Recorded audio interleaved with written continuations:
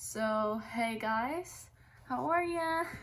I've been putting off finishing this script and making this video for like months now. I started this around March or April and I just finished it last week. This is a rant review, so it's going to look a little passive aggressive, I think. The way that I wrote it at the time, I was dealing with shit, so most of the tone that this was written in was pretty passive aggressive. But I tried to modify it to the best of my ability so that it would be more of a concrete, abstract, constructive review rather than me just bitching about what I didn't like of this series. And another thing, because I know that a lot of people actually did like the series, it's just my opinion. Honestly, I just didn't like it. It's the first, I think, book series that I have really strong negative feelings about, because mostly I am pretty good at picking up things that I know I will like. Also, I respect Victoria Aveyard as a writer, I guess. I do recognize that she needs to grow a little bit on that area and that this series of books was kind of experimental for her.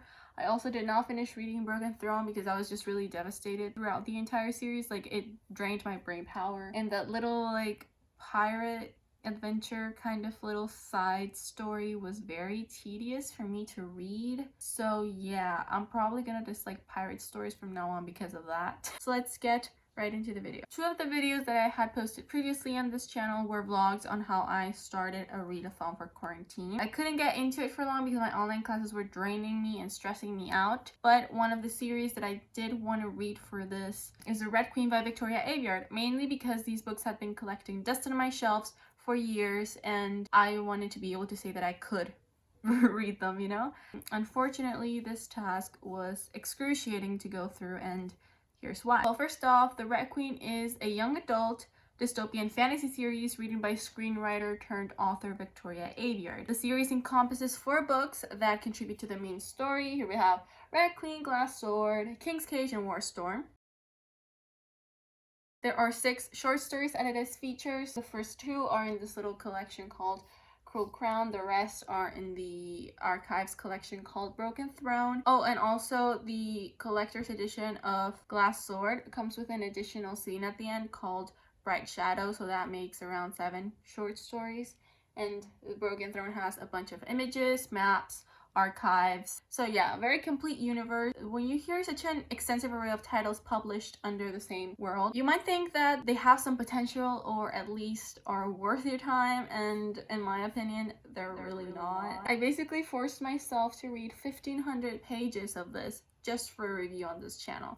This was supposed to be the first review ever on the channel, but I did the Count of Monte Cristo if you want to check it out. I was incredibly bored and took several breaks in order to finish this series. I'm also guilty of having skimmed some, which is real weird for me because whenever I start to really dislike a book, because you know, hate is a strong word, I stop reading, or I stop watching a show I don't like, or I stop watching a movie I'm bored with. You can surely tell that I hate myself and thoroughly enjoyed undergoing this unreasonable torment just to squeeze some content out of the 2 remaining neurons in my brain. Just probably overreacting. Couldn't have been that bad. I hear you saying, rolling your eyes at a teenager who feels pretentious enough to share her opinion on the internet.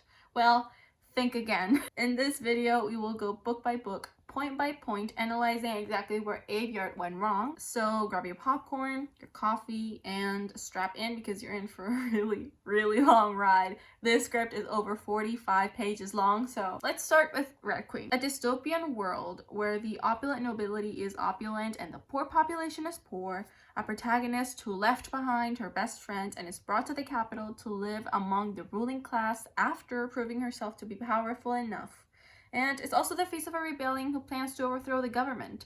Oh, also, she has a perfect younger sister who provides for the family and is apparently their only economic salvation. Did I mention that there's also a polluted sector of the country that the government thinks is inhabitable, but the rebels use as a secret base? A group of people with distinct supernatural abilities that allow them to control the elements, their appearance, and read minds, and are subsequently trained to use their abilities in battle. A society ruled by a monarchy surrounded by noble houses, all who are composed by different families, with specific colors that are normally used to differentiate them from one another for their dress code and to link them to their strengths and shit. A competition of girls who have to win the prince over in order to become his queen, displaying their abilities and utility to the crown, while a protagonist leaves her boyfriend behind, who later joins the rebellion that is threatening the monarchy they live in. Our protagonist is a special snowflake who needs to be hidden from the government but ends up being discovered anyway, and takes important part in leadership in the revolution that happens.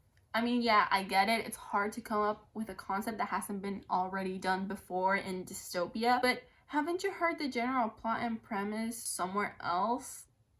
Like Red Rising. The Red Queen is about a dystopian world set several centuries in the future, in which, thanks to the power of evolution, there are two kinds of people, those with red blood and those with silver blood. The former are the normal folk, and the latter have superpowers. So there's a monarchy that makes reds the slaves and the silvers the nobility. In this case, the family who has fire powers is the one in the throne. Then, everything changed when the Fire Nation attacked. Our focus is on Mare, a red girl who is in a shocking turn of events.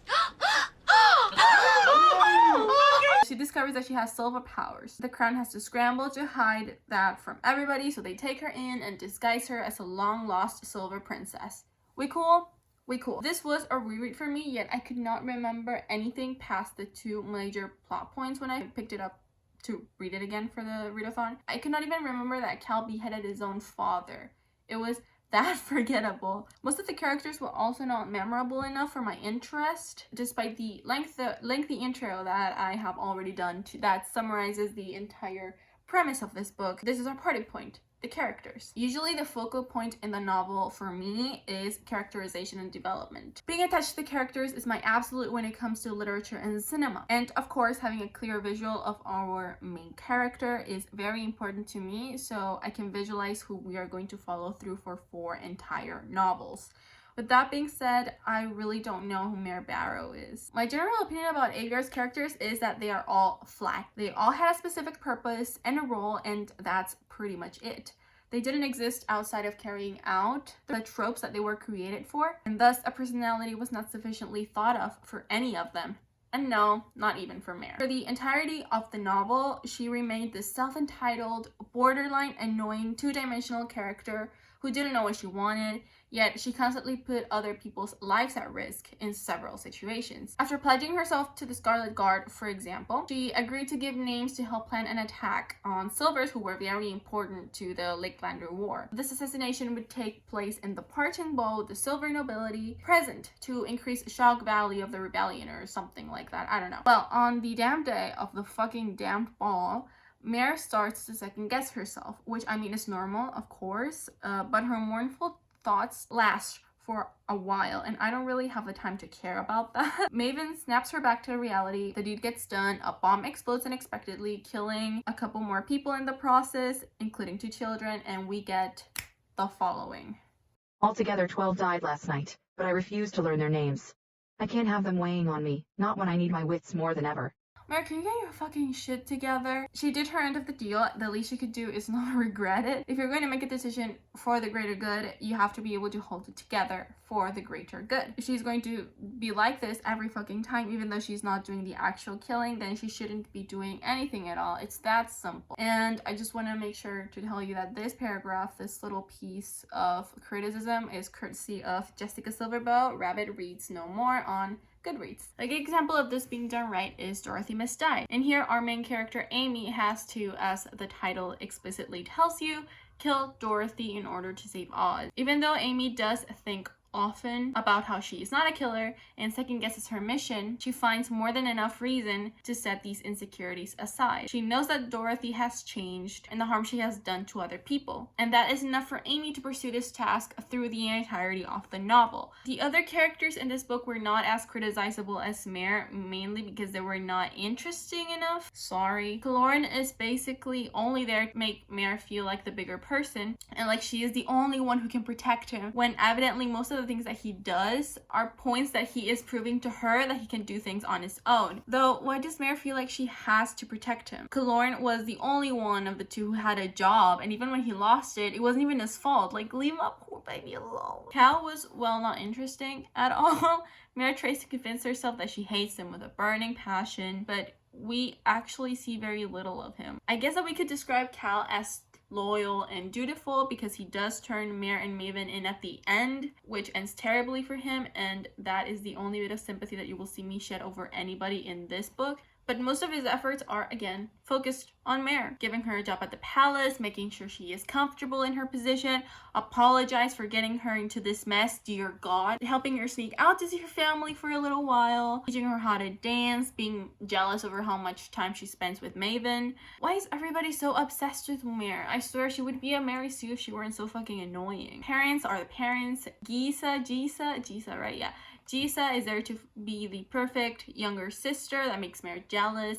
The king is the king. Evangeline is there to be the mean girl TM along with her squad. Elara is there to be the evil stepmother. And somehow Maven is the only character who strikes some kind of interest in me. However, it is not until King's Cage that we get a look into his backstory, so I want to leave his character analysis until then. I couldn't link a face or a description to Mare for a very long time. I only knew that her hair was brown with graying edges and that she had brown eyes, and that is really not much of a description at all. The same goes for Cal. I only knew that he had eyes with gold specks in them and bronze hair, apparently, or black hair.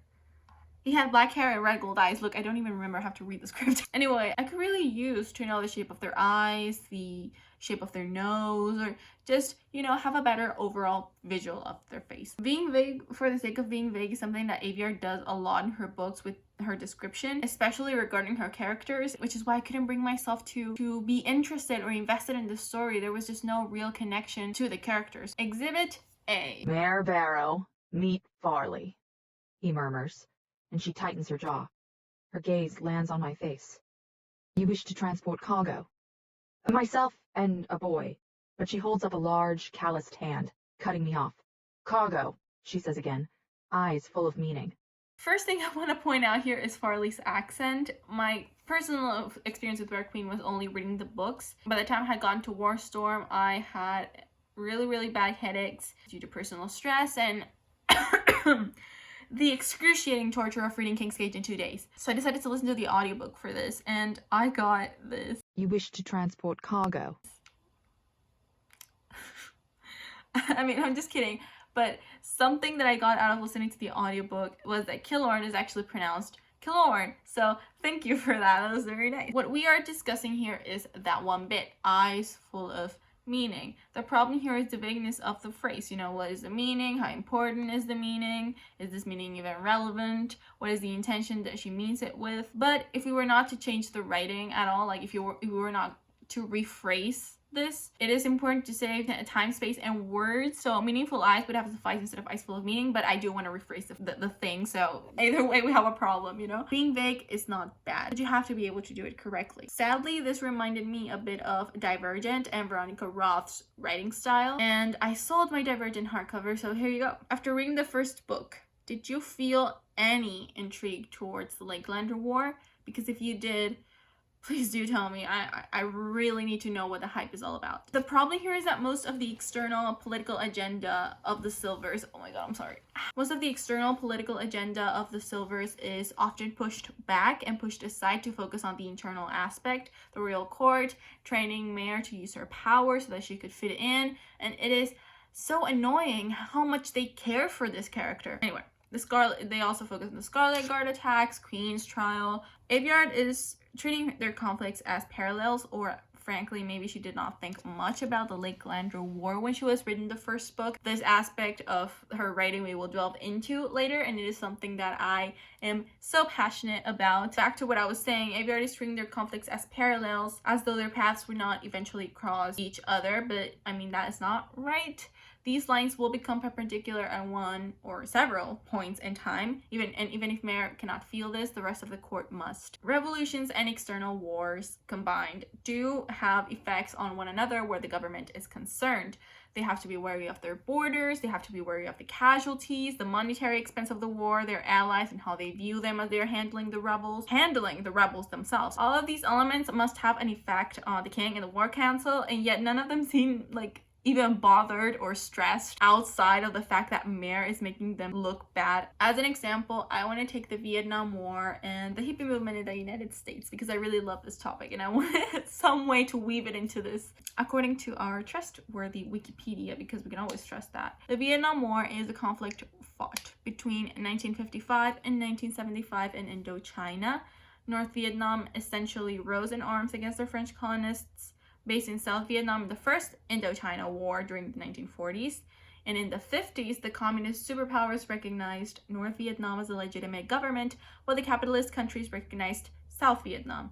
Basically, the Soviet Union helped North Vietnam while the US aided South Vietnam, involving more Southeast Asian countries in the process until eventually all of those became communist for some time, and the rest is pretty much history.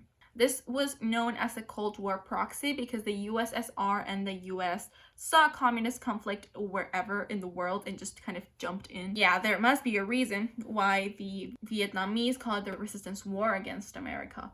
This involved a lot of cruelty on both sides, yet the United States was especially infamous for the dropping of napalm bombs and massacres in small villages all across the enemy territory, even if they had nothing to do with the actual soldiers and the actual fighting. At the same time, groups of students all across the USA were involved in pacifist movements like the Civil Rights Movement. There was a certain group called the hippies, and it is considered that they have descended from another more exclusive group in the 40s called the Beats, the Beatniks. You could only enter this club if you were friends of or if you were yourself a poet. And this movement made a name for itself because they were the counterculture of the US, and they strongly opposed prevailing social norms such as capitalism, consumerism, materialism.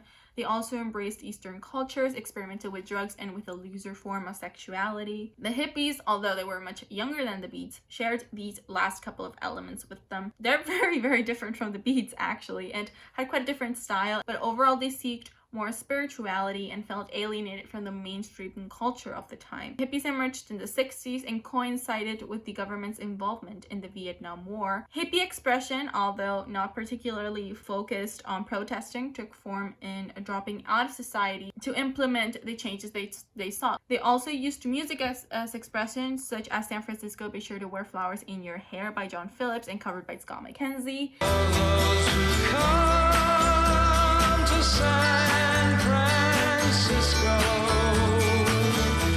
Which became a homecoming song for Vietnam veterans coming to San Francisco in '67 and onward. These circumstances gave birth to the National Mobilization Committee to End the War in Vietnam, which was also known as the MOB. It was a coalition that, as its name states, was strongly opposed to the government's involvement in Vietnam. Its chief aim was to mobilize public opinion against the Vietnamese War and against other injustices of society, such as Black inequality. The first mass demonstrations were held on April 15 of 1967. In New York City, 400,000 protesters gathered and walked to the United Nations. Speakers in New York included Dr. Benjamin Spock, Stokely Carmichael, and Dr. Martin Luther King Jr. On October 21st, 150,000 gathered in Washington, D.C. to confront the war makers. The parade marched to the Pentagon amidst 25,000 federal troops, I believe. This concluded in 700 arrests with charges of police brutality by the peace groups. In March of 1968, President Lyndon B. Johnson announced to drastically reduce the bombing of North Vietnam, which held the pacifist groups back a little bit. The hippies did not last very long after that, admittedly, but they influenced a lot of other cultural groups throughout the generation. Imagine being this guy. You are on edge all of the fucking time because your sworn enemy for life could use nuclear bombs against you, so you threaten him back with your own nuclear bombs. You also hate communism and you are always snooping around to make sure it doesn't spread. Jumped into a conflict in Asia because your sworn enemy did too, and the Black people in your country demand that you give them the rights that they deserve, while violent riots happen in gay bars, and people want you to get out of the war that you are losing anyway. There was a lot of strain in the government entering the 70s due to this and a lot of other factors that I'm not willing to talk about today. North Vietnam won the war and forced American troops to retreat. Nixon was elected, and then he resigned pretty soon after. Abortions during the first trimester of pregnancy were legalized, and, well, a lot more other things. But why is this relevant to the discussion of a YA novel? We do know that the Lakelander War has lasted 100 years, but can't we feel the strain? There is a bombed out section of the border called the Choke that the war is apparently focused on, but why? If anyone is interested at all in winning the war, why is it on standby, and why is it only concentrating that insignificant strip of land? It isn't even worth anything anymore. The Scarlet Guard certainly did a lot more to weaken the king in a couple of weeks than the Lakelanders have in an entire century. It just does not feel realistic at all. The war was only an excuse for the Silvers to receive military training and to label Cal as a soldier, and just to give us another reason to despise the Silvers for using red soldiers as cannon fodder. The war is not considered an important element at all until King's Cage. The plot twist, oh my god, it was so goddamn predictable. Everything was just so convenient for Mare and the Scarlet Guard. It was practically impossible to ignore. The queen is a whisper. Of course she knew this shit was going down. She was in Mare's head the entire time, even when she slept. I did not expect Cal to behead his own father though, and I have to give Aveyard props for that. That was really amazing. I really like those scenes. But she could have set all of the plot twists up differently. For example, increasing the rate of mates' nightmares rather than the fawn niceness of the queen would have been interesting to see. I do not have as many notes for Red Queen as I have for the remaining installments of this series because I genuinely consider this to be an overall good book. It was entertaining, the action sequences were very, very nice. Every event was important as it led up to the ending and provided to the plot, which was kind of non-existent by the way, but what can we do? I just feel like she had a concept and kind of went with the flow in order to build up a story. Could not see much motivation or plot past the helping the Scarlet Guard part. Also, why mention First Fridays at all other than to be a ripoff of the Hunger Games? I would have loved Red Queen as a standalone if it had a proper plot and enough work put into it, because then we wouldn't have to deal with atrocious sequels such as Glass Sword. I want to start by saying how goddamn slow this book was. Holy shit, was I bored as fuck when reading this. I don't even remember most of it, yet the plot could be summarized with ease, and I have to read this out loud because I don't even remember that. Arrival at Tuck, disagreeing with the coroner over training the new bloods, escaping Tuck to recruit new bloods, doing so for a couple of months and training them in secret, whining over how hard it is when you decided to do it. The seer, who cannot be recruited apparently, directs them to a girl and to a prison, making the girl join them against her will. Prison break, Shade dies, Mare sacrifices herself and is publicly paraded as Maven's pet. The end. And most of the action happened within the last 150 pages of the novel. The book is 440 pages long. I can't believe how they managed to stretch out a week over the first 250 pages. Like, that's a fucking lot. I wouldn't have had an issue with it being so long if we had at least sympathized with the characters, but then again, there is null, if any, character development. But we can go step by step here. You can't really hate that this is, I think, my least favorite book in the entire series. Just by the way that I started this, I really don't care. I just really hate that book. The book starts as they arrive at Nearsea, the polluted sector that seemed inhabitable to the government that the rebels use as a secret base. Do you remember when I said that? Well, that's the name of the island, Nearsea. Well, anyway, since Maven betrayed us here and he knew about its location, he knows where it is, so the Scarlet Guard has to evacuate to the island of Tuck as soon as fucking possible, I think. We start with an action scene that actually has me on edge as I am reading it. I really like the beginning of this, but they mostly managed to escape in a submarine without a scratch. I am really glad for the small recap that we had at the beginning of chapter 3, because otherwise I would have been lost as hell. And I read these books back to back, by the way. Here's where we find that the coronel is actually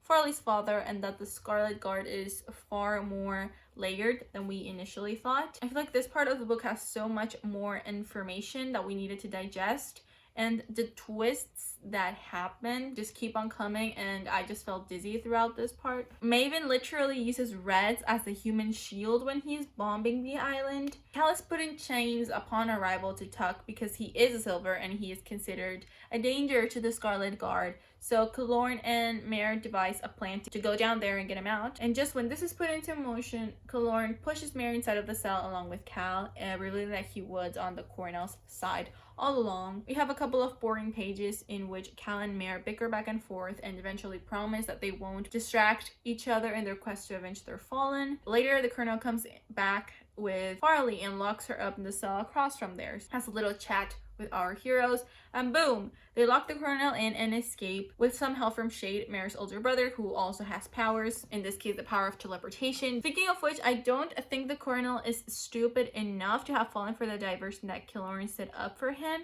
but you know, it's convenient to the plot. I mean, it was kind of caricature-esque. What went down basically is Killorn dropped a needle to the floor and the colonel was like, oopsie daisy, and picked it up, and that's how they locked him in. You know what I mean? So of course that's a caricature kind of thing and a really easy way out. So yeah, I wasn't really satisfied. I was just like, what the fuck is going on? Now we escape with characters that I have to read off the page because I don't remember their names. Shade, Mare's older brother, Killorn, Farley, Mare, and Cal, as they steal a jet from the guard and escape to the Notch, which is the base hidden away in the forest. Then they settle on collecting new bloods to protect and train them to use their abilities, because Maven is going to look for them anyway, so they have to raise him to get the new bloods first so that he doesn't kill them.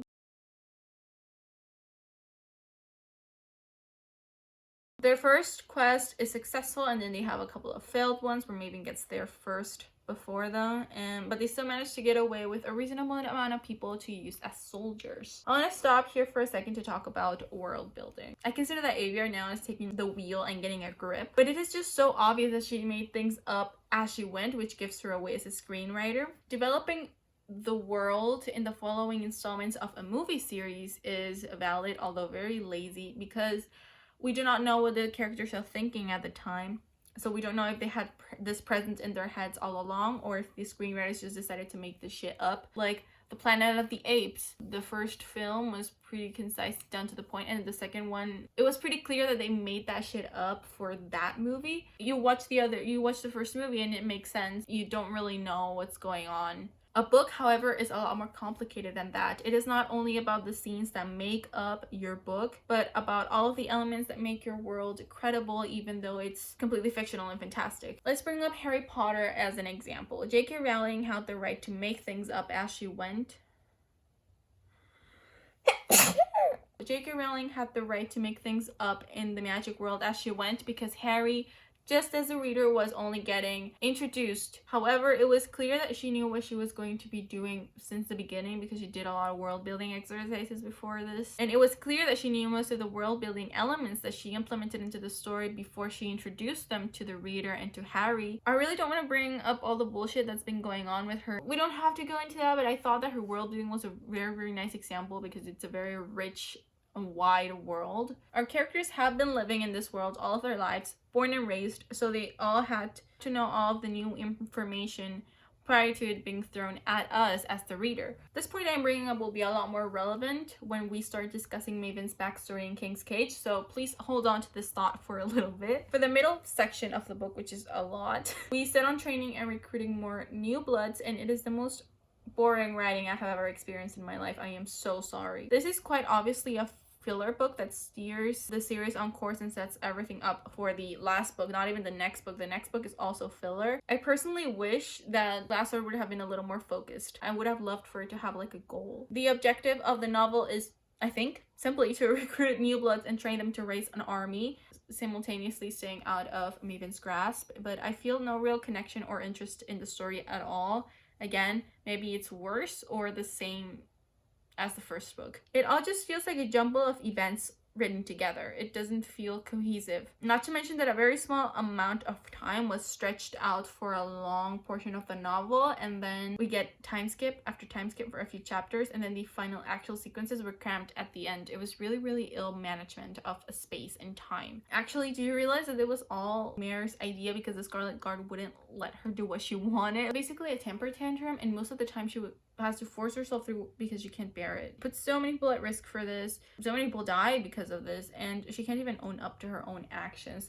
She keeps on moving around and following her own plan reluctantly, while also managing to be the martyr of her own quest. You know, it's really, really funny to me. I want to go back a bit as well, because Cameron is an awesome character. I like her because she's not rude or entitled as Mare is, but a young girl with a temper that I can respect. In case you need a refresher, Cameron is the new blood that the seer was talking about, the one who escaped Cora's prison and whose ability is actually silence. to silence other people's abilities. There are a few pages where Mare and Cameron argue inside of the jet, and Mare feels so fucking entitled because of her ability, which is electricity, if you hadn't caught up to that at this point. The entire jet relies on her control because it's controlled by electricity, so she needs to harness that control. She can manage to get angry and whiny because she can't take a 15-year-old roasting her, basically. I feel like Cameron in this scene is speaking out of the hurt that she feels from being dragged without her consent and having adults force her to relive the trauma that she just experienced. And she is younger than Mare, fucking hell, and Mare punched her in the face. And every other fucking character who is blindly on Mare's side, frustrating me even further. Yes, the poor kid, Cameron, is at fault. Blame it on her.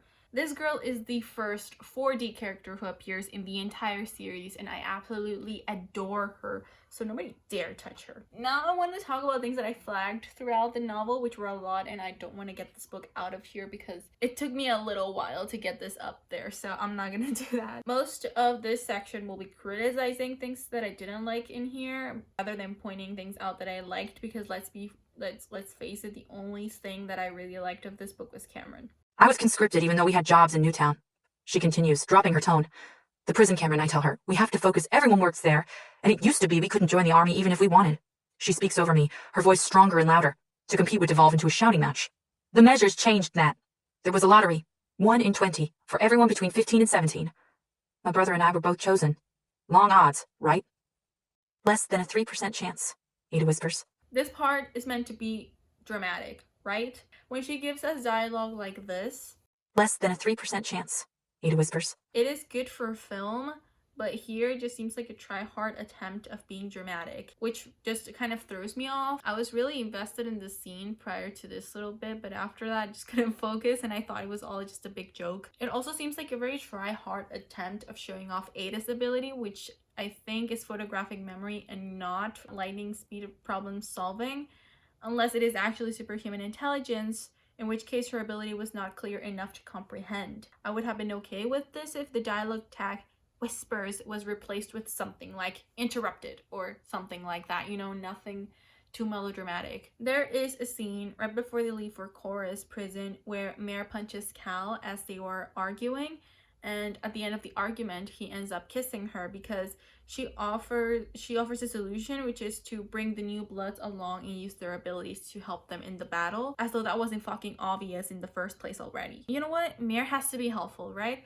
My fucking ass. But that wasn't why I thought this was a problem or why I brought this scene up in the first place. She basically punched him because he wanted to set some Silvers who were in the prison, who are his kin, and he wanted to go set them free, which is extreme and really, really toxic of her, because he ends up thanking her at the end of the argument by kissing her.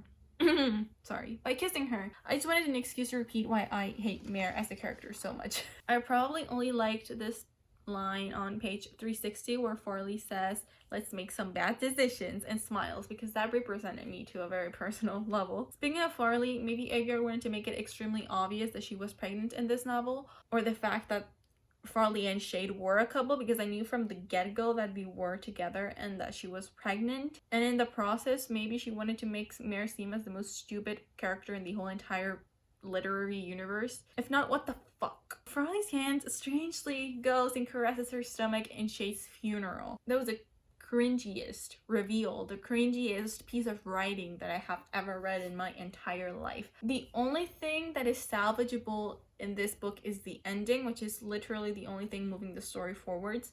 I do not think even the prison break had much significance for me in the plot, but killing Ira, who was apparently an ally, and Shade, who was Mare's brother, and that's it. And by the way, Shade's death had zero emotional impact on me whatsoever. I don't know if I'm on the wrong here, or Glass Sword could have been completely erased from existence and could have served as a separate novella, a lot shorter, about the gang without Mare, because in this scenario Mare would have been captured by Maven at the beginning of this novella, or maybe at the end of Red Queen itself, and how the gang recruited the new bloods and trained them in Mare's absence. It would have had a lot of more different impact on the relationships that she had with the new bloods, and would not have made some of them as important to her. But I mean, they weren't developed properly in the first place anyway, so it's the same thing. When some of them died in the prison, I couldn't even distinguish them, and I frankly couldn't bring myself to care either. Like, I don't even know who died and who lived. The title itself,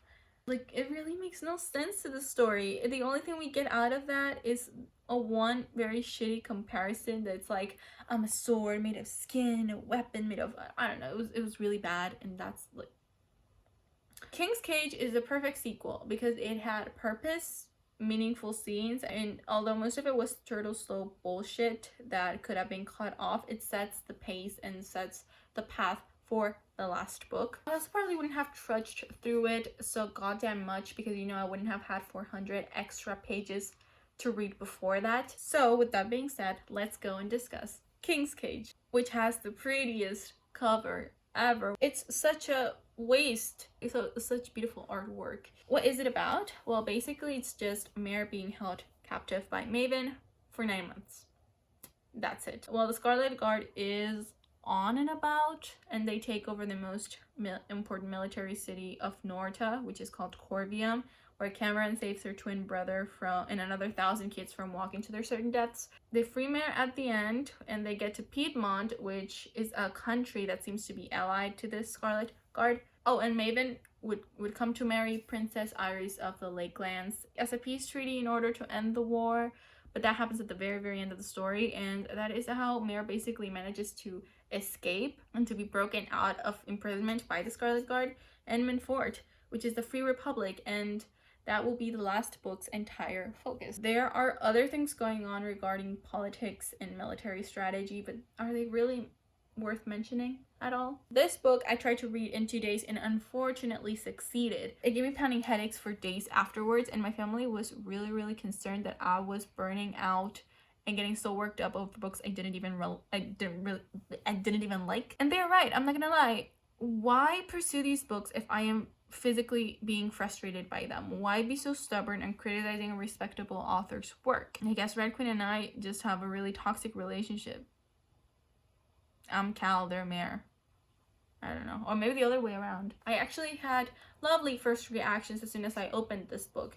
I was pleasantly surprised by the fact that we would be having several points of view, and later disappointed by the lack of dynamic use of this resource. I also got pretty excited when I saw the map, and you bet that I flipped back to that motherfucker every chance I got. The only thing that actually set me off prior to even starting to read this book was the length. 507 pages. I was really scared, and I dreaded that this book would be the same experience that Glass Sword brought to me, you know, slow and uneventful, and unfortunately I was right. I do have a lot of personal issues regarding Aveyard's writing style for Mare, and it magnified times 10 in this book. It was stressful to turn the page, which is why I was so determined to finish as soon as possible, but for some reason, could be due to my hostility towards these books or just the heavy writing, I ended up with pounding headaches that don't normally happen to me when I'm reading. The day I finished this book, I had to lie down and I could not read or write for the next week. I even left, like, I have a calendar here and I usually check off the days of it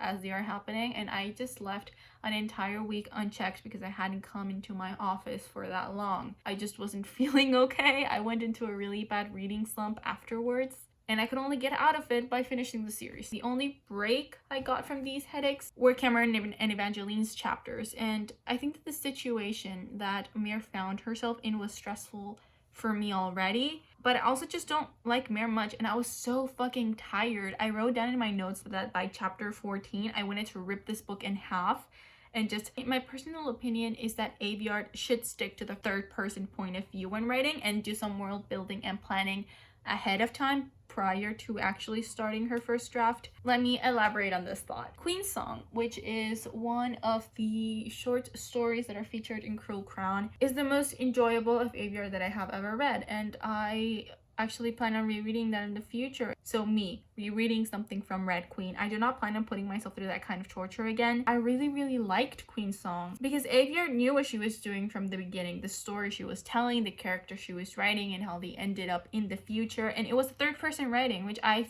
think that it was far more digestible than the first person narrative she does. Definitely happens to have read this little novella collection, specifically Steel Scars, before I got to King's Cage, because now we get snippets of the Lakelander side that were introduced to us by Farley in Steel Scars. Also, we just get a lot of better grasp of her personality. Why do I low-key feel that Aveyard thought better of her characters after releasing Cruel Crown? Like, she actually hadn't thought of them as real people before she started writing this series. And it is for this reason that after Steel Scars, I felt the loss of Shade far more than when he actually died in Glass Sword. From this point on, Aveyard starts describing Silver's skins as having blue or purple hues because their blood is silver, so that must have like an effect on the veins and the color of the skin or whatever. It's just annoying how she just wrote the first few books not knowing anything about the world she was writing and that she was creating, and she just added shit up along the way as she was writing these books. Fortunately, she decides to stick with it from now on, but she also does over describe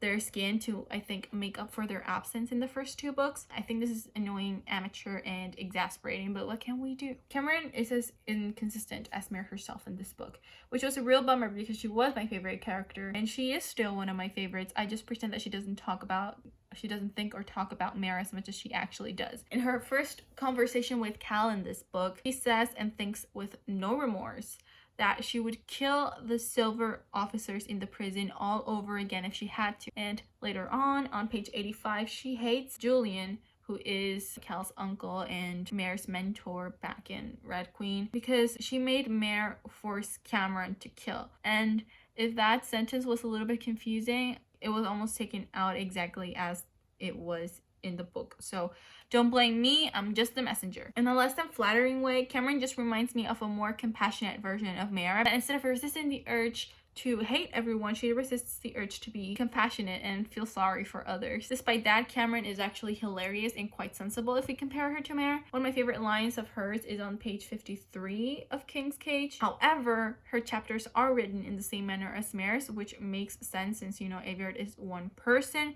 but still, it was very tiresome. Literally every character speaks in a very similar way to the narrative writing, and they all speak the same. There are but a few differences that are supposed to suit the characters' personalities and their backgrounds and their stories and whatever. Still, the lack of variety in their dialogue and their mannerisms, not only of the way that their points of view were written, makes the entire text monotone, if not for the plot twists and the action scenes, which is kind of sad. Speaking of whiny and boring characters, let's talk about Cal. In this book, he is so incredibly angsty, but much less so than in Glass Sword, which is better. I really appreciate it. I also appreciate how Aveyard understood his character a bit more and gave us an opposing opinion on the Scarlet Guard through his character. It actually sort of reminds me of debates about feminism and homophobia that I have with strangers in the comment section of Facebook posts. Cal in this case was born and raised in privilege among royalty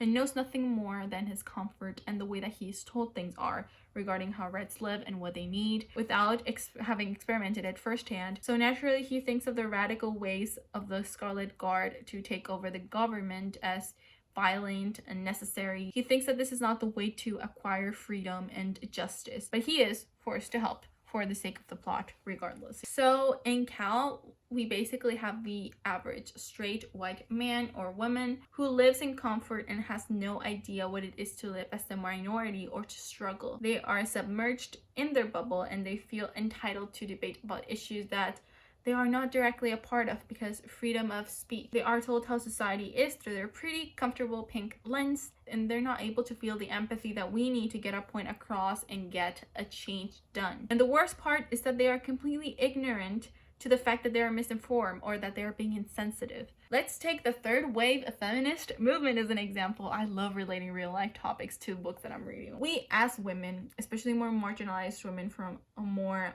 marginalized groups of society like women of color or women with disabilities and mental illness or queer women, we have the right to protest about injustices carried against us like sexism, targeted violence, femicides. In Mexico, for example, we started with peaceful protests that led to very little media coverage and countless people, men and women both, making fun of the movement on social media. Some of them even discredited what we fought for because we already had rights. Perhaps you remember, but there was this song that was made as a way to protest against rapist culture that made its way across the globe and was translated into multiple languages.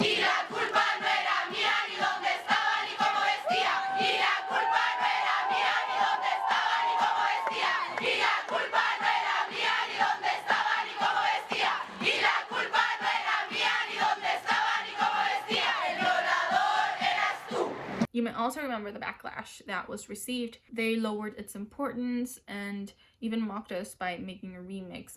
What were the consequences of this? Violent protests, rioting, destroying and damaging state property. We were angry. We needed to be taken seriously, and apparently the only way to be heard was to go big or go home. We had the coverage we needed, all right. News outlets finally reported what was going on. Maybe not through the most favorable lens, but people started talking about these events. The conversation finally started around what was happening, about what we wanted to be talked about. But now other people were angry too. Angry that we were destroying public property, saying those methods were not acceptable to protest, that we were hysterical, neurotic. Death threats started coming in as well, threats of rape. Again, they ridiculed the movement and the women supporting it. For another example, the Black Lives Matter movement in the United States. What did conservatives and racists say when violent protests erupted as a result of the outrage, which I am pretty sure that the violent protests weren't initiated by the actual protesters, but there were like police infiltrates who actually started the rioting so that they could pin the damage on the protesters. They said that people damaging public property in the name of justice were irrational and stupid, or the beginning of the LGBTQ+ movement in 1969, the Stonewall riots, violent protests that made way for a more diverse conversation for human rights. My point is, and quoting Martin Luther King Jr., a riot is the language of the unheard. I think that the way that it was handled and portrayed in a fictional society was wonderful. In general terms, of course. The difference here is that Red Queen has a happy ending in a span of about 2 years, give or take, while we as a society have been debating over these topics for decades and still can't seem to come to an agreement. Oh, and also, Cal changes his opinion and is willing to change his lifestyle in the name of love. And most people wouldn't do that if we were talking about a debate on abortion. But let's go back to annoying fictional characters. Mare Barrow. Okay, most of the book is told from her perspective, and I really wish that weren't the case. There are a few, very, very few chapters, my favorites, quite frankly, narrated through Cameron and Evangeline, but they were not enough. Mare spends 2/3 of the book locked away, total isolation. Can somebody please explain to me how that makes for an interesting plot? The description of her torture quickly gets so old and tiring. I was hoping that her point of view would be completely erased from existence. I mean, we don't need a 3-page detailed description of her learning to walk again. Honestly, it was just so boring, so unnecessary. Mare describes Maven way too much too. It becomes so annoying to read blue eyes, pale skin, black hair every time she looked at him, which was like every other page. We get it that his existence is a fucking pain in the ass and having a visual is very important when reading, but fuck, I do wish that Aveyard would have focused more on world building with these descriptions rather than re-describing characters that we already know. She described Maven so many times and didn't even focus on re-describing like Farley or Cam. Well, she did.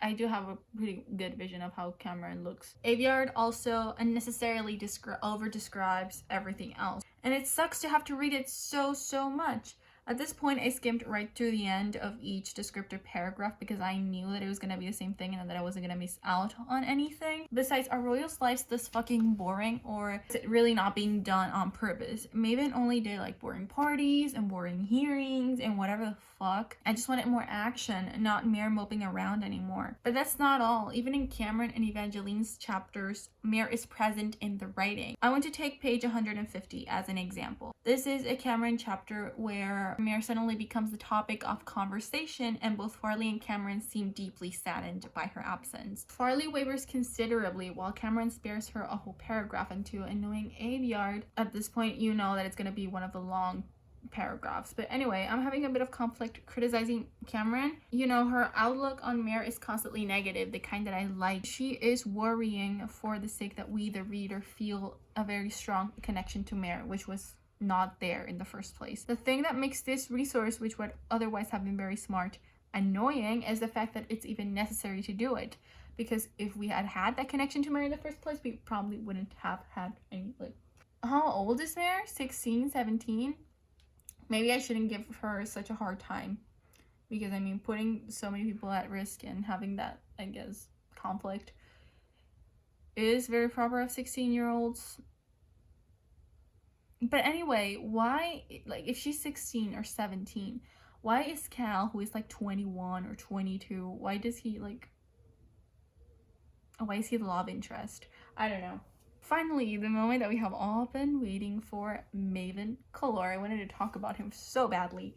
He is one of the most interesting characters of this series, and may I say the most complex out of them all. He is, in my perspective, a representation of mental illness, and he is just a boy. He's like, what, 18? He was 17 when this series was starting, so he was my age, and he was already manipulated and confused and distorted beyond recognition, and aveyard just wants me to accept what happened to him in the end. I mean, we'll talk about this later on, but my god, the caucasity. Maven is my favorite character in the series because of his development. However, and unsurprisingly, there are several inconsistencies. I read a lot of people online saying that they couldn't wait to reread the first book after all of the information on Maven's backstory was released on King's Cage, which I did, and honestly, it didn't really make much of a difference. It didn't really even make sense. When you're reading the books chronologically, though, you don't see that there's anything wrong with Maven's development because it feels very organic. And again, I think that this is aveyard giving herself away as a screenwriter. No, there are no signs giving Maven away when you're reading Red Queen isn't that good. He was so subtle, we didn't even know that he was artificial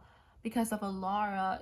Yeah, well, it's even as though the author herself didn't even know that he was artificial. Again, when you're writing a series of books, or even a standalone book, but when you're writing a book, you have to create the character's backstory before you actually write it down, because that's life. You know, things have happened already in the past that leave a mark on us, however subtle, and that imprints on our behavior, social skills, speech, which is translated into foreshadowing when you are writing, if you want to have this big reveal at the end. It's not like I can just be evil and then say, oh, it's because I had a car crash a few years back and that's why I'm evil. And then I start acting according to my backstory, being like, oh, ever since that car crash, I haven't been the same. The characters were flat in the beginning because they had no past to define their personalities, and when one was fabricated to fit the tropes that they were assigned, aveyard made sure to mention it every single chance she could, and I'll show you that in a minute. I mean, it's great that aveyard took criticism for her past books, because I imagine she fixed a lot of things according to popular internet reviews or whatever, but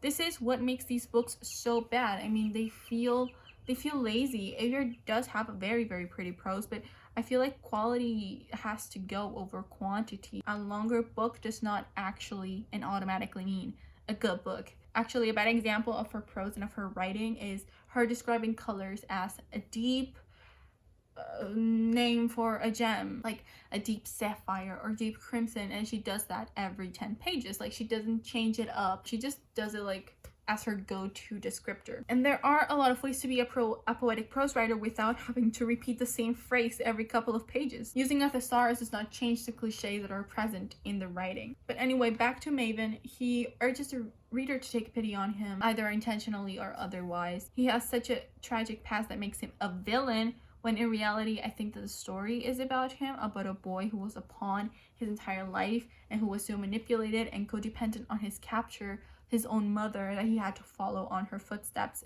I think it's a very good case that his mother was narcissist, that imprinted in the way that she parented on her son. Maven was not even that bad, you know, considering. You cannot blame Maven for what he became.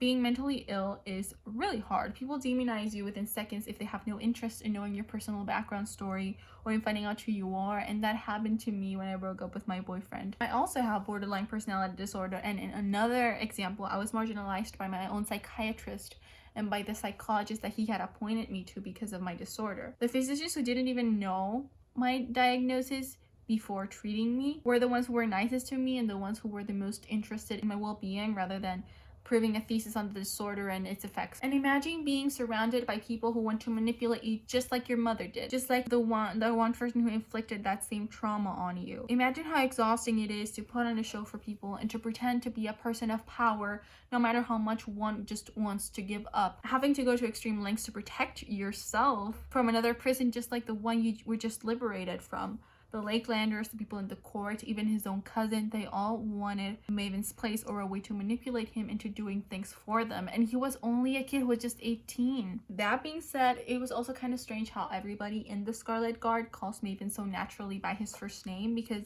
I know for sure that if this were the real world, he would be called by a last name or he would be called by his full name or something. But because even if the kid is very, very young, it's kind of hard to call somebody by their first name if you're not directly acquainted with them or on speaking terms with them. That was just a small detail that personally bothered me, and it does not relate to anything else that I have to say about this series. Now, I do want to get into the dirty little details that I myself found irrelevant or just kind of bad, now that the broader aspects of the book and the writing were taken care of. For example, it is very funny to me how aveyard worked her way through the thesaurus when she was writing this. Like, at one point I had to Google words because of how obscure they were, and not even in a good way that was like very enriching to my vocabulary, I guess, because at the beginning of the story you get that the writing is very like common or very familiar, very colloquial, and then you get these new points of view and they have an entire different language system. It was really hard to get used to. For example, she wrote the Xians of House Color, and in case you didn't know,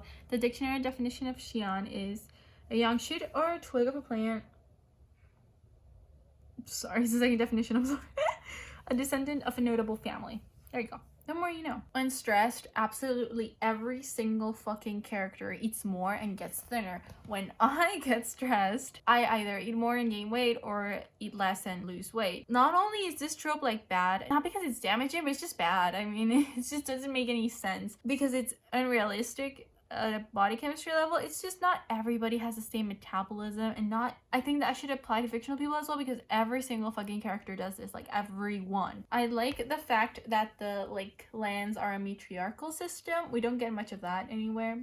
Of course, we don't get to explore the monarchs until the next book, but still, Iris was very, very intriguing, and she felt very Latina, to be honest. But naming the king Juan Clat Signe, Holy Mother of Christ. I want to point out on an inconsistency that happens on page 157, because honestly it really, really bothers me, and it's a very, very small detail. We all know Sarah Skonos, right? Julian's love interest, the best friend of Cal's mother. Well, she got her tongue cut off by Alara, so that's why she's mute. And in this page she tisks, which is a tongue pop, more or less. It's like, you know. And just to clarify, in order to tongue pop, one must have a tongue, because this is a sound that happens when you adhere the top of your tongue with the roof of your mouth. So I just kind of wanted to put that out there. Okay, we all remember that Farley is pregnant, right? And we all remember that Mare comes back like a day or two before this baby is born. Well, when Farley gives birth, she is able to maintain a full conversation, completely unbothered by the pain. I even asked my mother if she could have been able to hold the conversation for longer than 5 minutes right before my brothers were born, because I was born through a C-section, fun fact. And she was very, very confused when I asked this question. And natural births normally last a couple of hours. Like, for example, when my oldest brother was born, I think my mom was in labor for 13 hours. And I've heard of mothers having been in labor for over 36 hours. And Farley's baby took like an hour or two to like come out. Last but not least, I seriously do not think that plot twists are Aveyard's forte anymore, or I think they weren't ever. I could see Evangeline's twist from miles back. I don't even know if it was actually meant to be a plot twist until I looked up Goodreads reviews for reference, and I saw that people were like, oh my god, Evangeline's twist was so shocking, and I was like, was it supposed to be a twist? It was pretty fucking obvious. But not everything is bad. I adored that scene when it is found about Evangeline having Elaine as her royal consort. Oh my god, I honestly really loved it. I also like that at the beginning of the book, Mare says that the hottest fires burn blue to describe Maven's eyes. That was a very cool phrase. How Cameron basically calls everybody stupid for thinking Maven wouldn't turn Mare in for interrogation and torture, or the phrase that says there is no use dwelling on what we can change, which is a quote from Farley. But Gratefully, there is only one more book and an archives collection, but I'm not going to delve into that, and that needs to be analyzed, and that is War Storm. Finally, I'm nearing the end of this long video review, so let me use this as a checkpoint. How are you doing so far? I would love if you could tell me your opinion in the comment section. I am always open to different points of view or corrections if you have any, but please be nice. This video actually took me a few months to produce.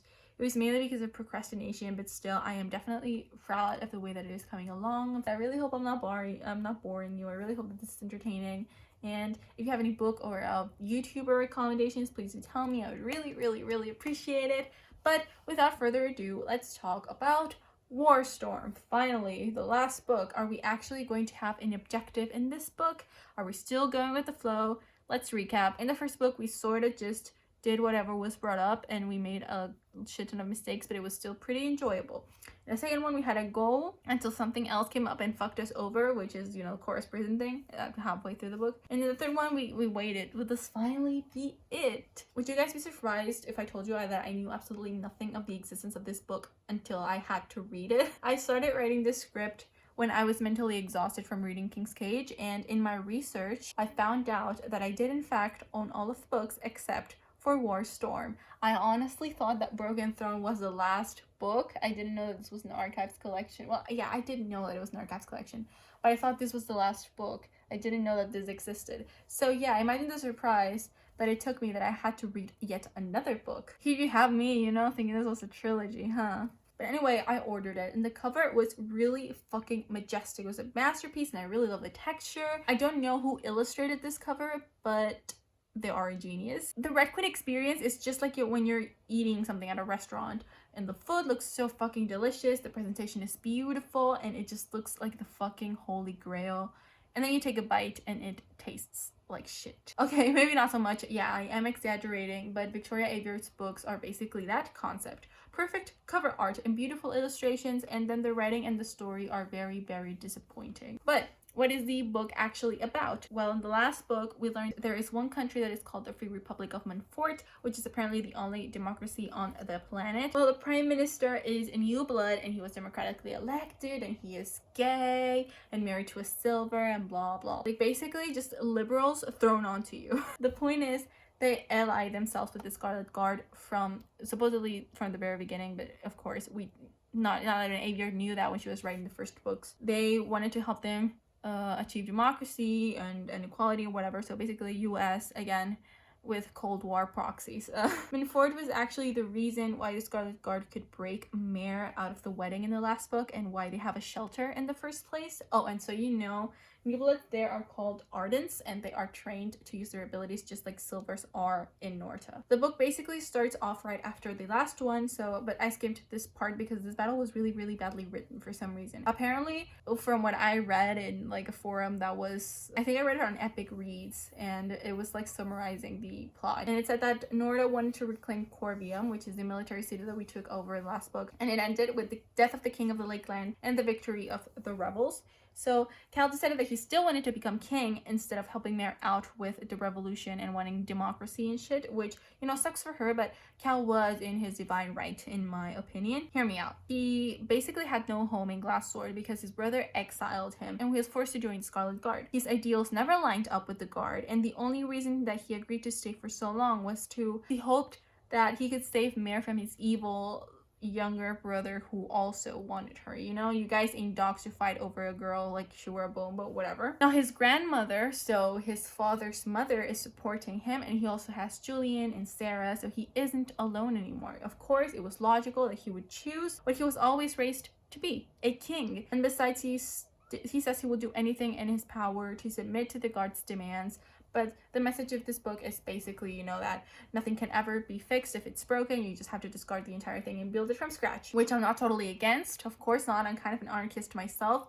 We kind of need it in this country too. But I mean, I don't know. Cal does deserve a chance, and he shouldn't have been demonized for the decision to want to be a king and live up to his legacy. So the books actually start because the Guard and Montfort are going to have a meeting, and of course Mare just has to be there too, right? It's almost as if she were the protagonist and she had to be there for the entire thing. It's also kind of exciting that we are going to be having different points of view as well. There is going to be Mare, Evangeline, Cameron, Iris, and guess who? cal&maven, but only for a little bit. Like they have 5 chapters overall. I ultimately ended up listening to the audiobook because my headaches from reading King's Cage were still there and they were still unbearable, and I needed a shower after like a week of not doing it. So the accent that the narrator used for Farley was so bad. I mean, I am aware that the Lakelands are supposed to have an accent and shit, but they're like Canadian, aren't they? And Farley is the only one with an accent. Not Iris, not the Queen or the King of the Lakelands.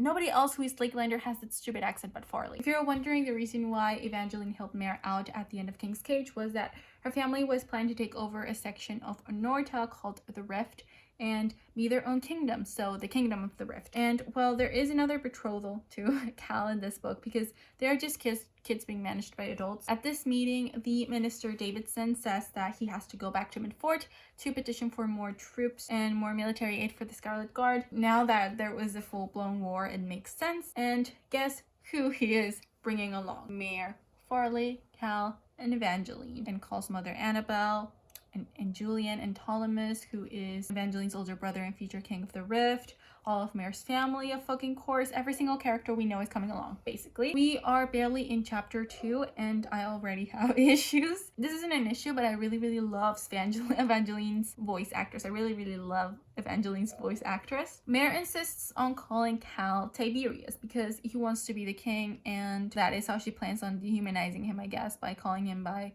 his birth name. And if you read the books and even paid the minimal amount of attention, you will know that Evangeline has always called Cal Tiberius because she's a princess and royals apparently can't be friends amongst each other. Well, the second chapter is an Evangeline point of view where Mare insists and struggles to call him Tiberius. Evangeline calls him Cal as though she always knew of the existence of this nickname, even in her thoughts. And this is a huge coherence problem, and it basically shows that every character knows as much as we know, regardless of any past events that happened in the books. And this will come up once again soon, and I will have so much fun reminding you about this coherence problem. But anyway, I'm going to retake the fact that aveyard over-describes people and places that we already know and gives them explicit symbolism, tells you what this is supposed to mean. He said it in such a casual manner, as though we were merely talking about the condition of the weather, the answer to a simple equation. That was a mouthful to say something that you could have told effectively in one simple sentence. You could have just taken out the answer to a simple equation. Maybe instead of saying he said in such a casual manner, you could have said he said it as though we were talking about the condition of the weather. You know, just saying that would have been even more effective than this mouthful. But anyway, moving on. The way that chapter 3 starts us off is horrendous. Mare basically laughs uncontrollably because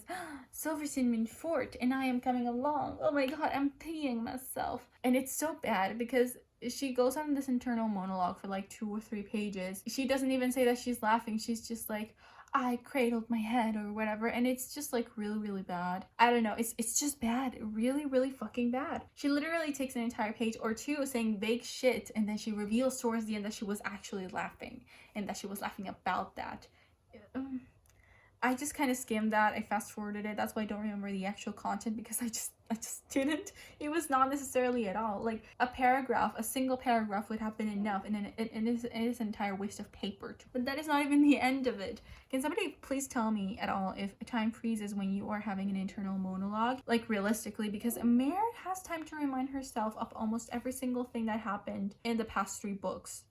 And she is so stubborn that she has to remind herself to call Cal Tiberius. And what the fuck? Time goes super slowly, super slowly, and it enables her to have these internal monologues that last for like 5 minutes. The voice actress goes on for like 5 minutes. The same thing happens in the next chapter with Iris Signet, who has a wonderful voice actress, by the way, but I absolutely cannot stand her narrative and the way that her point of view is written. It might even be worse than Mare's, to be honest with you. Aveyard spends so much time trying to set up her personality by showing up her thoughts on various topics. They are at her father's funeral. She thinks about everything and anything, like what the fuck the cat is eating. I don't know. She should honestly space it out, especially considering that every chapter, every character thinks about the same exact things that other characters have already thought of, or that they have thought of in the past. Like, it's really just repeating their own thoughts and seeing them like in a different way, but not seeing them in a different lens, but just like wording it differently. That's just like the same shit every single time, and cramming us with info at the very first chance that aveyard gets is not going to get her anywhere. The event taking place, aka the funeral, should be what is moving the chapter along. Being inside Iris's brain so much just gives me a headache even with the audiobook. Her thoughts and her dialogue are just embellished to the extreme. Nonetheless, the religion of the Lakelanders is very, very interesting, and it's definitely the only thing that intrigues me so far, and I think of the entire saga besides Maven. Here is where we come back to this point I made earlier, where every single character, regardless of who they are, know the same things we know. Same Iris chapter, page 54. Lord General Macanthos.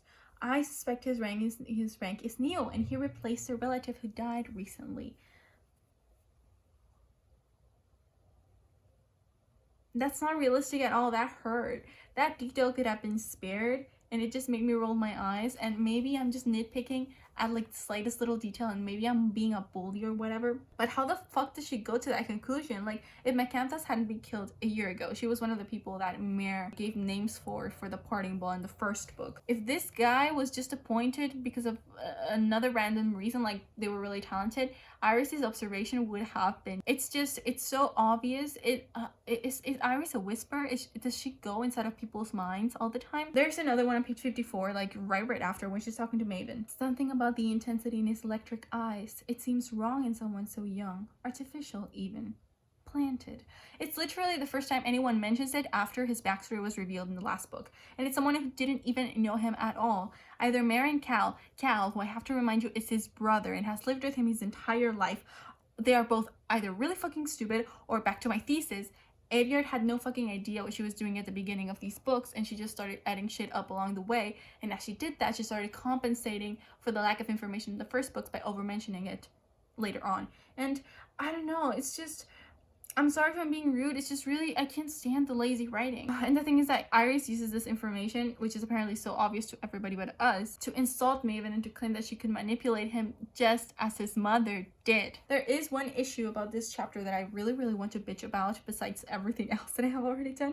Apparently, Iris has this obsession with perfection and with being an exemplary ruler like her mother and sister, exemplary as in polished and proper, and a warrior especially. So in the 5 hours she has been pondering about her new role as Queen of Norta while on her father's funeral, she expresses these desires quite often, like repeats them every single paragraph, you know what I mean? She repeats the terms regal, like a queen, and royal, and about 50 times, and I guess I do have a problem with the way it is being written as well. What actually infuriates me is that Aveyard treats her characters as Barbie dolls. As I already told you, I am extremely character oriented, so of course these details make me lose respect for this particular author, because you have to treat your characters with the importance that they deserve. It is so complex to write the characters that Aveyard wants to write, and she doesn't seem to know that. She's just playing with dolls. It is so evident that she has these characters' personalities in mind, but people are much more complex than just the way they act and the way that they respond. What do I want to get to with this? Iris has no depth.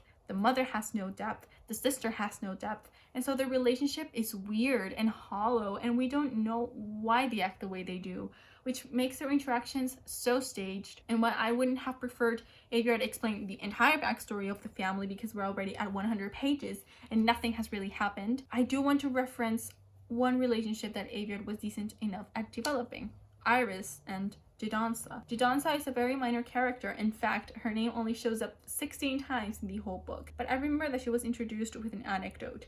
It was something about how the woman had been Iris's caretaker ever since he was a kid, and how she would use her telekinetic powers to entertain her. That helped set the tone and know what to expect from their relationship, from their friendly banter or whatever. However, it is still really bad. She still explicitly describes the way that she is instead of thinking of memories that they share. But at least it's a start. The funeral is lovely. The women of the Signe line go to their shrine to talk about Maven and how artificial he looks, and about a way that Iris can gain his trust to make room for herself in the court. We go back to Mare in Piedmont because she has to pack so that she can leave for Montfort, and again, I have issues. See, the entire family is there except for Shade because he is dead, but it is the two older brothers, Jisa, the father and the mother, and they share a moment.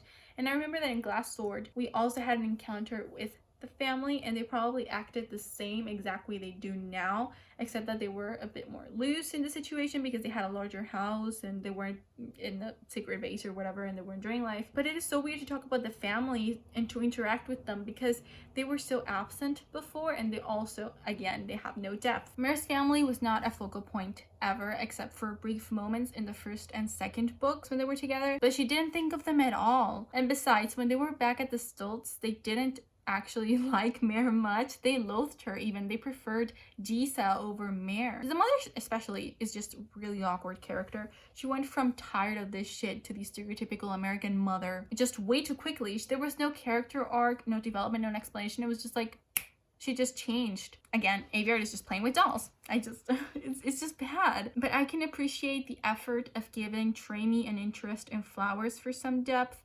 I think that the reason this went well was that he was never present enough for us to know him before, so he was almost introduced in this book. But the thing is that I feel like none of the family members have any character depth, except for maybe the father. Jisa and the mother were two-dimensional, 2D. There was minimal effort invested in them, and I mean, I can expect it, but it doesn't mean that I like it. Anyway, after these, the issues that I had were always the same, so I was able to cruise through relatively smoothly because I didn't have to mind them anymore and I didn't have to write them down anymore. Long story short, they all arrive at Montfort, and there would be a dinner that same night to celebrate their arrival. Mare's family make themselves comfortable in an apartment, and Jisa helps Mare choose an outfit and does her hair in what I would call the most forced and awkward scene of sorority in history. We're having the dinner, and it's the Silvers, Mare and Farley. We find out that the premier's husband is an excellent cook, and that Farley is an alcoholic despite not having had a single drop of alcohol in any of the books, and that Cal and Mare are the most toxic couple ever, but that wasn't really new. There is this innuendo that they had a dinner that I actually liked. The entire conversation is pretty dry and forced up until this point. The premier compares Mare to bison and Cal to cattle, and he says that they can breed, and it's a hilarious page. Really, I actually loved it. I liked it, and my secondhand explaining cannot account for the experience that I had while reading that page. I had a blast. It was so annoying though how Aveyard had Cal react so like obviously and so big to everything that Mare was saying to make it obvious that he wanted her forgiveness or attention. Like, dude, calm down. Banging Mare is not the cure for cancer. Fuck off. Mare was apparently the funniest and most lovable character in the table. She's actually being really stuck up and proud about Cal and his mere presence, and an asshole. Like, really, don't force it. Don't force her likability.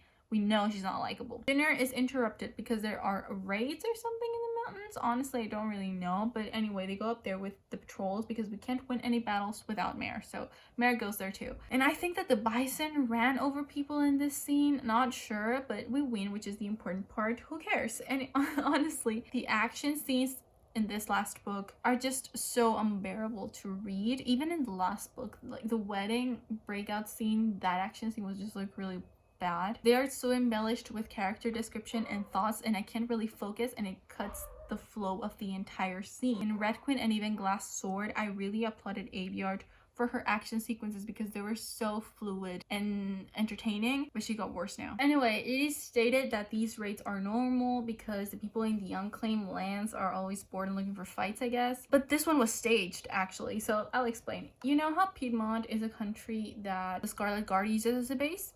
Well, Montfort actually blackmailed one of the princes of Piedmont to ally themselves with the Guard by kidnapping his small daughter and son. Yay! War crimes! Is this ice? So that Norda can solidify an alliance with the princess of Piedmont, though, Iris has decided that she will retrieve the children, which makes way for the scene that we see way back in page 58 between Iris and Maven that I really like. The plan was to stage this raid to distract the people and so that Iris and her squad could infiltrate the capital. They find out that the kids are pretty well protected and treated as, you know, children, but they're taken back, and the government of Montfort doesn't find out for a couple more chapters, so it's all good. We're all caught up now, so I want to talk about this, that I really like that I went through this book very smoothly because Mare's point of view was extremely limited and I finally got to see action everywhere else. Anyway, after this, the assembly happens in which Davidson would request for more troops and military aid. It goes well, but afterwards they find out that Piedmont has fallen. As they don't hold the kids as hostages anymore,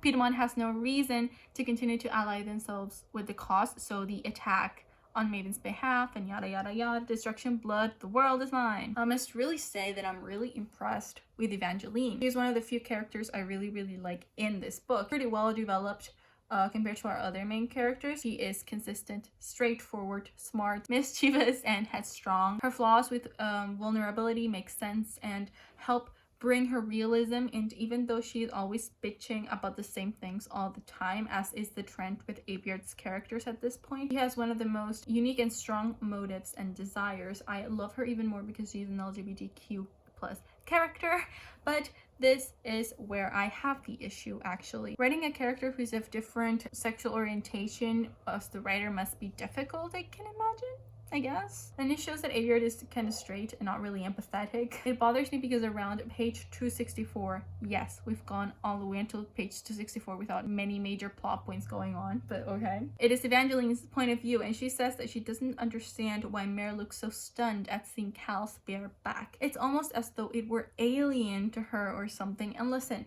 even if you are gay, I do believe that you would be able to understand what other people see as beautiful or appealing. Beauty is relative, yes, but that one line that I'm talking about is certainly out of place. I'm pretty sure that I can ask any of my straight guy friends if they found Henry Cavill to be attractive or objectively good looking, and they wouldn't be repulsed or confused by the question, right? The reason I am bringing this up is because of the training scene that we have. It was so entertaining to read because there was a competitive flow in Mare and Evangeline's dialogue. This was a more fitting sorority scene than the ones that Mare had with her actual sister. I mean, just saying. Anyway, Mare and Cal kind of make up after this because it was all Evangeline's plan to bring them together. You know, apparently she can stand seeing them so mopey, even though she hates them. You know, I'm really angry that Aveyard used Evangeline to make the ultimate Chernobyl couple be together again. Before we continue, I want to point out this real quick. The Skonos cousins are pale, right? The Skonos, you know, Skonos as in Sarah, for example, the girl had her tongue cut off. They're white. So why is Ren Skonos black? Genetics don't work that way last time I checked. I mean, she could be mixed, definitely, but I still don't remember seeing any black characters in the silver nobility of Norta until King's Cage. You know what I mean? I know this because when she added black characters back in King's Cage who were silvers, I immediately thought, and I have this written down in my notes, the Princes of Piedmont are black. And I remember that I wrote down that, oh, it was awesome that we have black people in positions of power. That's really diverse. And it does seem really inconsistent for me. Sarah and Ren are supposed to be cousins and they never interact. It's as if they weren't even aware of the existence of each other. The silver nobility is not even that big of a lineage. It's just really inconsistent. Like, you could tell that she kind of just added her like right there. But anyway, after this, the real shit begins. I swear that this book actually begins after page 300. Cal's grandmother, Annabelle, and Julian both tell Iris that they would trade the guy who killed her father for Maven. And so obviously, and after consulting with her mother, Iris accepts. Meanwhile, the guard goes on a mission to free the techie town that Cameron is originally from. I actually like this scene quite a lot. It's a good action scene. It feels really fresh. I had heavy Harry Potter and the Deathly Hallows Part 2 vibes during these two chapters. Because, you know, Aveyard has had a movie deal for Red Queen ever since the first book was released. So I imagine that they would split the last book into two like Hollywood usually does for book-to-movie adaptations. This is one of the main reasons why this book is actually so fucking long. It feels like two separate books even if it doesn't have a part 2 page like Lolita has a part 1 and a part 2. This book actually has two separate Freytag's pyramids, you know, the plot diagrams that go like this. It's got two of them and they are very differently executed, as the second part's introduction is more action-packed. But it was planned that way. It must have been planned for this to be split into two, and that's why they are two separate parts of the story. Well, these two events are happening. Cal and Evangeline and Ptolemus are planning to take over Florida against the Lakelanders. Wait, Florida? Harbor Bay. It's not even supposed to be near Florida, but whatever. Evangeline is our narrator, and even then the action scene was very, very tedious to go through. As I told you, action scenes are not Aveyard's specialty anymore. Of course, they have their armies. This is where Iris's powers really shine through. She's able to control the tide. The sea is at her mercy, and she even says that her mother is better than her. So what the fuck? These women are obviously trained to be rulers. I really admire this about their characters, even if they are the villains. In this case, our protagonists really nearly drown, and all of them. I mean, all of the characters nearly drown because these girls are so powerful. Cal even has a personal battle with Iris, and he has to be revived. He has to be brought back from the dead. That's how OP she is. But the Lakelanders lose. Why, you might ask? Because Mare came to the rescue. That's why they this is really annoying, but whatever. They take over the city and woo, victory. And now Mare is a little bit less hostile to Cal because of his near-death experience, because she realized that she doesn't want to lose him, blah blah blah. They actually end up banging like 2 chapters later, and I thought my previous ex and I were toxic. We're up to probably one of my favorite parts. I was shocked, even happy, and you bet excited that we were getting Maven and Cal's points of view integrated in this book. And I got extremely euphoric because I was also listening to the audiobook when I got into slumps, so I actually wanted to scream. And let me fucking tell you that I had really mixed feelings about this. I want to start with my baby boy. I think Maven was not made justice for what he really was, you know, in the overall text and the overall writing. He is hurt. That part was well written and full of hatred and frustration, which are all clear signs of untreated mental illness, one that is actually worsening with time. His voice actor did an amazing job at consolidating Maven's essence, and he even did a different voice for Elara when she introduced his thoughts, kind of like a Smeagol and like the Lord of the Rings. You get to see how much Elara is still influencing him, talking to him even in death, and verbally abusing him in his thoughts. Of course, this is Maven's trauma, you know, an alter ego that was shaped after his abuser and is still haunting him, or at least that's the mental illness connection that I make, because I don't know, probably Aveyard probably had something else in mind for that. But it's very, very common in personality disorders, and again, it gets worse when you are untreated and misunderstood by the people surrounding you, know, as Maven is, because he's constantly demonized. I would have liked his point of view to remain a mystery, but I'm really, really satisfied with what I got. Moving on to Cal, I expected so much more from his voice actor and came back really disappointed. A gruffy, angsty guy with no emotion in his voice. Is that really Cal in a nutshell? I mean, yeah, but I mean, I'm a little indifferent towards his point of view. It was averagely written. We do get to see that he cares about his mother and how her memory encourages him to be a better person. Now that I think about it, these guys were really actually total opposites despite being so similar. I really, really liked his diary in Farewell, one of the short stories that was in here. And it is about like a little chapter when they have Maven captured later on, and him and Cal are talking. I really, really like their relationship, not because it's great, but because it's actually human, you know. It's their last goodbye, and Maven lied to protect his brother in a way, you know. He lied about being good again. He wanted Cal to think that there was not going to be any hope of him getting better, because he really wanted to die as well. And I think that was very, very deep, and it's really, really rare to see human behavior and human relationships portrayed in Red Queen, so I really appreciated that. Cal and Maven agreed to have a summit that night, and that's where the exchange takes place, and the Signets drown the guy that they wanted to drown. Maven is taken as a prisoner and sentenced to death. Here is where the events of the story came to be a little bit confusing, or rather, they are just there to set things up for the final battle, and they don't really have any cohesive strings connecting them. It wasn't even a plot anymore. Really, I didn't feel like it was. The Scarlet Guard and Fort basically blackmail Cal into abdicating his throne. They'll tell him that they will abandon the allegiance, which will allow the Lakelanders to attack and take over Norda very, very easily if Cal chooses to remain a king and to like not abdicate his throne. I think it was obvious that he would try to barter with them and make amends. He was willing to make it a constitutional monarchy, I think, and help the Reds with better quality of life and opportunities. But of course, these guys take it as a personal attack and therefore decide to strike him where it hurts. So they take Maven away with them, as well as their troops, and abandon Cal to his luck. Really, really sad and tragic, but whatever. Do you guys remember the seer who cannot be recruited that I mentioned all the way back in Glass Sword? Well, he is the most convenient plot point in history. He contacts Marion Fort and tells her about the battle that is going to happen in the future so she can help Cal and save Norta. Oh, and also, he killed Kaloran's boss so that Mare would attempt to save him from conscription by contacting the Scarlet Guard and making this entire story happen in the first place. Seriously, don't fuck around with me, man. I mean, this is the most annoying aspect of the novel. Was it really necessary to make this character so omnipresent and so OP? No, he's a Gary Stu. He uses his powers for fun, or rather for convenience of the plot. I feel like Aveyard just kind of used him as a crutch. For example, when you're playing a video game and you've been stuck in a puzzle for a really long time, sometimes the game will give you like a clue for you to finish the puzzle quicker. I think Aveyard thought of John as that clue for the characters to finish this puzzle quicker. Like, Mare doesn't want to save Cal anymore, so I'm just gonna have John do it. And then, so that she wouldn't make it noticeable, she was just throwing him in there, which would have been alright. It would have been alright if she hadn't added that he came all the way back to make the entire story happen. It was like, it's the equivalent of this was all just a dream, or it was all inside of the character's head. It's the same fucking feeling and the same freaking crutch, and it's the same intention. It's just exasperating, you know? She went all the way back to a plot point that was already okay on its own. Like,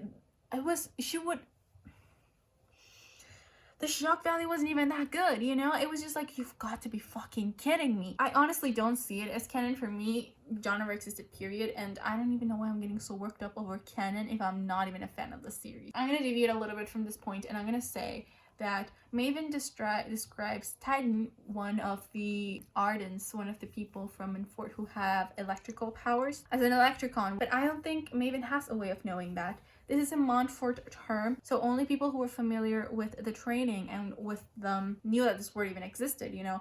Mare didn't know this word even existed. Cal didn't know that this word existed. I am very glad to remind you again that this is another prime example of the characters knowing just as much as we know as readers. It would have been very helpful, I guess, for Aveyard to just have written down and kept track of what every single character knew when she was releasing new information, you know, and how they got to know it, because it would have been really interesting for me to know how Maven knew that they were called electricons, but whatever. So I really need to wrap this up because it's getting really, really long. At this point, the Lakelanders are attacking the capital, which I kind of forgot the name of. I'm so sorry. Nortons are outnumbered, or so it seems, because Mare followed John's advice and decided to convince everybody to help Cal out and win the battle.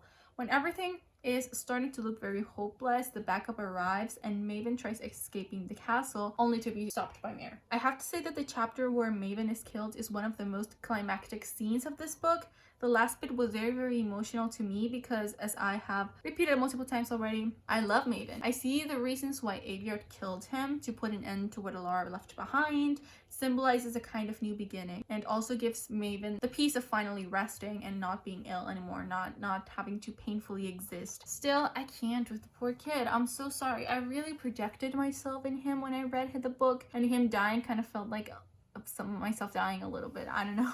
It just really feels personal to me. I don't have strong feelings about the ending itself. I was kind of indifferent to it, in all honesty. It didn't surprise me at all that Cal would just suddenly drop everything he stands for and believes in because Mare tells him to. He runs over to kiss her, lifts her up in the air, the usual movie couple stuff, and in the end, the Scarlet Guard wins against the Lakelanders because they have submarines. Bet you didn't see that coming, did you? Finally, Mare leaves Cal for Minfort because she has to figure herself out in a 180 turn from the usual trope of female characters whose stories are concluded when they are finally reunited with the love of their lives. Come on, I actually rolled my eyes, not because it didn't make sense, not because it was badly written, or any of the other obvious reasons which I have already complained about or bitched about in this. From a character standpoint, it works, even though Mare isn't much of a character anyway. She has been extremely reluctant to allow herself to have feelings for Cal because they don't agree on certain things. This is what I have the problem with, really,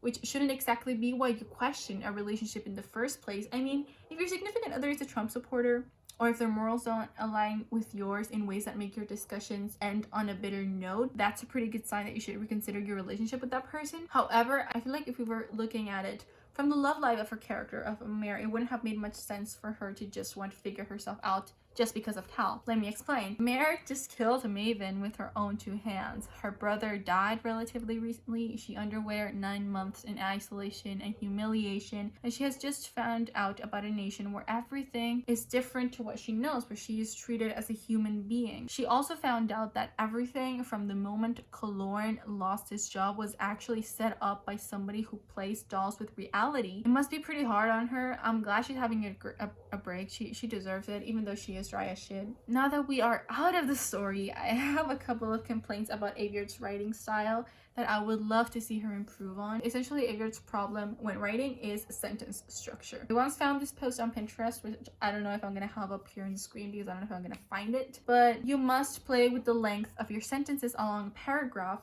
so that the text isn't too overwhelming to read. You alternate long sentences with medium length ones and short ones, and others that contain only a few words for effect. From what I gathered, Aveyard doesn't think about how tedious it is for the reader to continuously have to process extremely ornamental lines that could have been better if redacted in a more concise way, or entire paragraphs dedicated to an idea that could have been summarized with the exact same impact as 2 sentences, or just leaving a topic alone, you know, because it is something that her characters really do, that they think about a situation or a problem that they have, and then in the next chapter that they have, they think about the same thing, just reworded.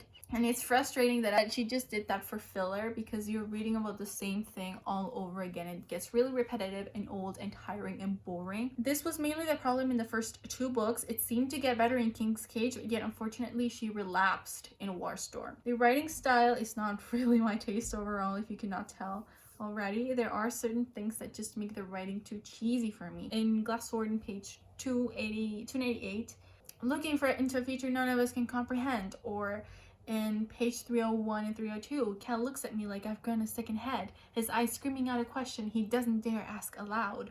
Or in King's Cage in 445, Davidson balls his fists beneath his chin and stares at the floor with his unreadable eyes.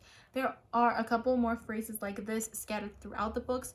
I actually used to make these mistakes myself when I was an amateur writer, because I thought they looked cool and edgy. Like I knew something that the main character did not, and I was convinced that it made everything seem more mysterious.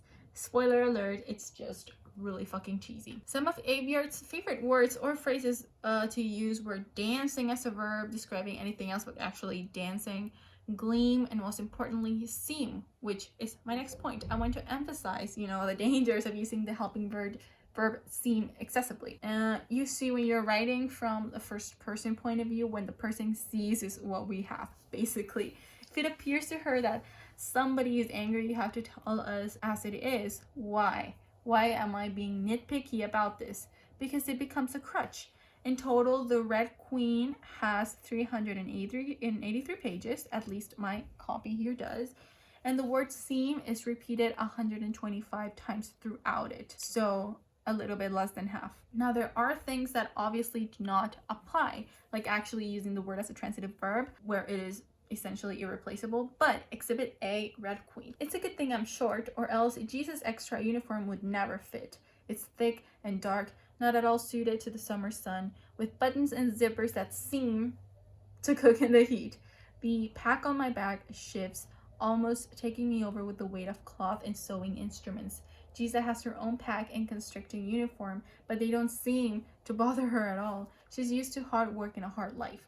Okay, this is my worst nightmare. Those same words in the same paragraph, only 1 sentence apart. Exhibit B, Red Queen. A little girl, Silver, judging by her clothes, feeds tiny bits of apple to a spotted horse-like creature with an impossibly long neck. A few streets over, a jewelry store sparks in every color of the rainbow. I make note of it, but keeping my head straight here is difficult.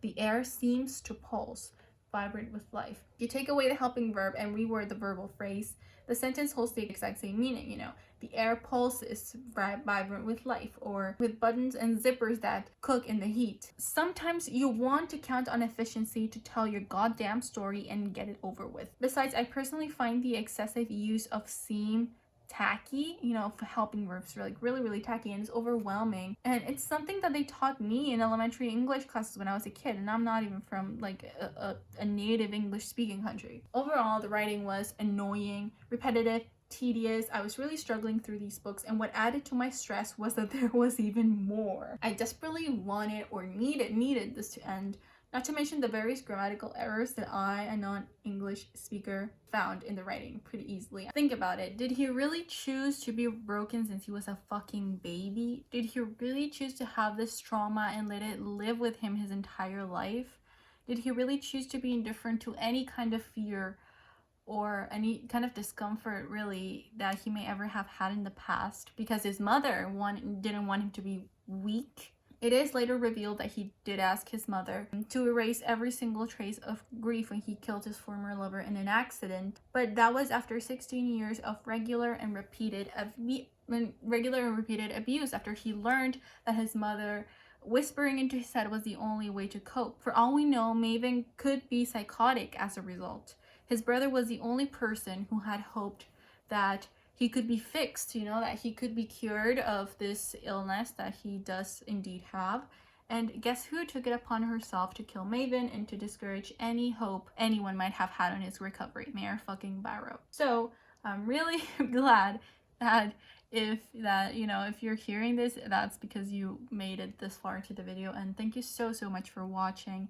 It was a really interesting process to produce this video and to make it, and I've been sitting here for 8 hours filming. Yes, I've been sitting for 8 hours in here just filming because I've had so many problems with my phone trying to film this thing. But that doesn't make it bad. That actually makes it okay. Like, I really like to be invested in the process of making this video. So yeah, I don't know. I just really liked working on this project, and I'm so happy to get it editing and to get it done. Again, I want to do the disclaimer thing again that I did not and I do not hate Victoria Aveyard. It's just that I have a problem with her work and what she has done with this series, and I'm bashing on it for the sake of entertainment and so that I can actually get this out. I have a headache again because I haven't drank water. I haven't eaten since breakfast because I'm so invested in my work. But yeah, thank you so much for watching. Subscribe if you want to because it's free and you can always unsubscribe as Stream says. Subscribe, like this video too, comment anything you might want to comment. Just don't be too excessively mean. If you have a problem with me bashing on this series, well, the joke's on you, man. You can just click off this video. But if you really do want to counteract with some of my arguments, like, I know that I should not be too hard on Mare because she is 16 and she does make really rash decisions, but I still think that she was really two-dimensional. I still hold that. And you know, it's just some people, even at the age of 16, do have some consideration for like other people. Well, I mean, I guess that not everybody has been in a position where they have people's lives, like weighing other people's lives.